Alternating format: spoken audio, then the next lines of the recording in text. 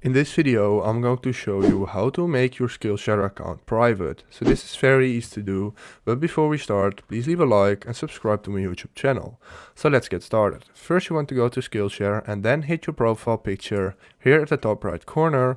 Then scroll down to see account settings, hit it, and then when you go down, you can see your account, the username, and go all the way down. And here you can see privacy, make my account private.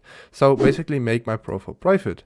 Then hit it, and if you like, you can also remove your profile from the web search results. So what this basically means is somebody is looking for you on Skillshare like this, you won't come up here on the search bar.